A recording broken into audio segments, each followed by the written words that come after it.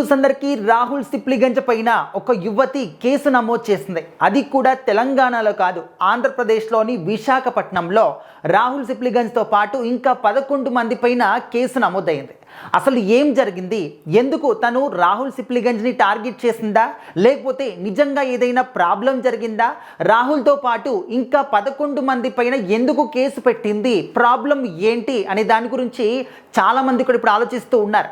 Social media వేదికగా రాహుల్ సిప్లిగంజ్ గురించి, తన మీద నమోదైనటువంటి కేసు గురించి, ఆ యువతి గురించి, మిగతా 11 మంది గురించి రకరకాలుగా కూడా మాట్లాడుతూ ఉన్నారు. రాహుల్ సిప్లిగంజ్ ఒకప్పుడు ఫోక్ సింగర్గా ఇండస్ట్రీకి పరిచయం అయ్యి ఇప్పుడు తెలుగు సినిమా ఇండస్ట్రీలో తనకంటూ ఒక ప్రత్యేకమైనటువంటి స్థానాన్ని ఏర్పాటు చేసుకున్నారు. అదేవిధంగా బిగ్ బాస్కి వచ్చిన తర్వాత మరింత ఆదరణ వచ్చింది.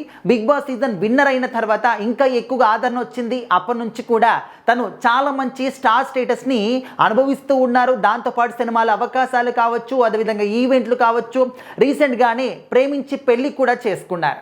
సో మరి ఇలాంటి సందర్భాల్లో మరి ఆ యువతి ఎందుకు ఇంత సడన్గా వచ్చి, అది కూడా విశాఖపట్నంలో ఆంధ్రప్రదేశ్లో కేసు నమోదైంది, ఎందుకు తను కేసు పెట్టింది, రాహుల్తోని తనకేమైనా సంబంధాలు ఉన్నాయా, ఏమైనా ఇద్దరి మధ్య అంటే ప్రాబ్లమ్స్ ఏమైనా క్రియేట్ అయ్యాయా, ఎప్పటి నుంచి వీళ్ళిద్దరికి పరిచయం ఉంది ఏంటి, ఇన్ని రకాల కోణాల్లో మాత్రం ప్రజలు ఆలోచిస్తూ ఉన్నారు. అదేవిధంగా పోలీసులు కూడా ఆలోచిస్తూ ఉన్నారు. ఇంకా ముఖ్యమైన విషయానికి వస్తే, ఆ యువతి ఎందుకు రాహుల్ సిప్లిగంజ్ పైన, మిగతా 11 మంది పైన విశాఖపట్నంలో ఒక పోలీస్ స్టేషన్లో ఎందుకు కంప్లైంట్ ఇచ్చింది అని దాని గురించి ఆలోచిస్తే, ముఖ్యంగా రాహుల్తోని ప్రాబ్లం కాదనమాట, రాహుల్ సిప్లిగంజ్తో తనకున్నటువంటి ప్రాబ్లం కాదు. రాహుల్ సిప్లిగంజ్ యొక్క భార్య ఎవరైతే ఉన్నారో తన యొక్క సోదరుడు అన్నమాట, తన పేరు కూడా రాహులే అనమాట, రాహుల్ రెడ్డి. అయితే తనతో పాటు మిగతా 11 మంది ఏంటంటే తనని ఎప్పుడు కూడా బెదిరింపులకు గురి చేస్తూ ఉన్నారని చెప్పేసి, తనని బ్లాక్మెయిల్ చేస్తూ ఉన్నారని చెప్పేసి, తనకు సంబంధించినటువంటి కొన్ని ఫొటోస్, ప్రైవేట్ ఫొటోస్ కానీ వీడియోస్ కానీ వాళ్ళందరూ కూడా వాళ్ళ ఫోన్లలో ఉన్నాయి. సో అవన్నీ కూడా చూపించి నన్ను బెదిరిస్తున్నారు అని చెప్పేసి ఆ యువతి కంప్లైంట్లో క్లియర్గా మెన్షన్ చేసింది.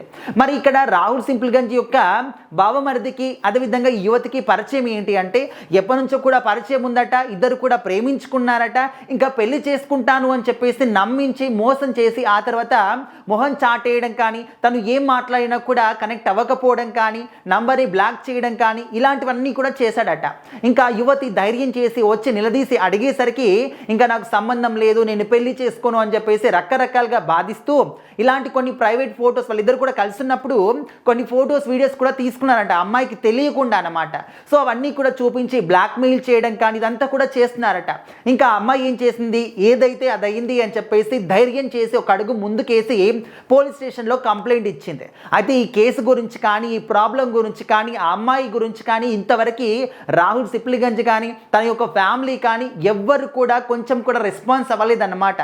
సో మరి దీని గురించి రకరకాలుగా ఆలోచిస్తున్నారు. ఎలాంటి స్పందన లేదు కాబట్టి ఇదంతా కూడా నిజమే అని చెప్పేసి నమ్ముతున్నారు జనాలందరూ కూడా. మరి రాహుల్ సిప్లిగంజ్ యొక్క భార్య యొక్క సోదరుడు అంటే తనకు బావమరిది, తను ఈ అమ్మాయిని ఎందుకు ఆ విధంగా వాడుకొని వదిలేశాడు, ఎందుకు పెళ్లి చేసుకుంటానని చెప్పేసి నమ్మించి మోసం చేశాడు, ఈ కోణాల్లో మాత్రం ప్రజెంట్ పోలీసులు ఈ యొక్క విచారణ జరిపిస్తూ ఉన్నారు.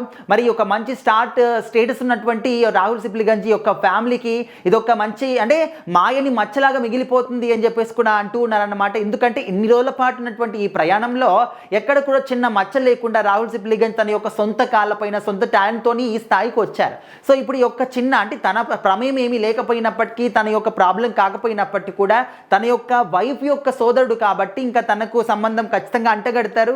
సో మరి ప్రజెంట్ అంటే ఈయన కూడా మధ్యలో జోక్యం చేసుకొని ఇక్కడ తప్పు చేసినటువంటి తన యొక్క బావమరిదిని తిట్టకుండా ఈ అమ్మాయిని మళ్ళీ బెదిరించడం కానీ అది కూడా చేశాడట రాహుల్ సిప్లిగంజ్, అది కూడా మెన్షన్ చేసింది అనమాట.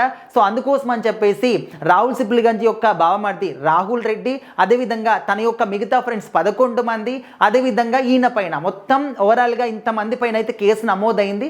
సో దీని గురించి పోలీసులు అయితే విచారణ జరిపిస్తూ ఉన్నారు. మరి రాహుల్ సిప్లిగంజ్ ఏమైనా బయటకు వచ్చి విచారణ దీని గురించి అంటే దాని గురించి ఏమైనా రెస్పాన్స్ ఇస్తాడనేది కూడా చాలామంది వెయిట్ చేస్తున్నారు. సో మరి మీరేమనుకుంటున్నారు, రాహుల్ సిప్లిగంజ్ ఈ విధంగా నిజంగా అంటే తప్పు చేసినటువంటి తన యొక్క బావమరిదికి సపోర్ట్ చేస్తున్నాడా, ఆ అమ్మాయిని నిజంగానే తను కూడా బెదిరించాడని మీరు అనుకుంటున్నారా? ఖచ్చితంగా కామెంట్ చేయండి.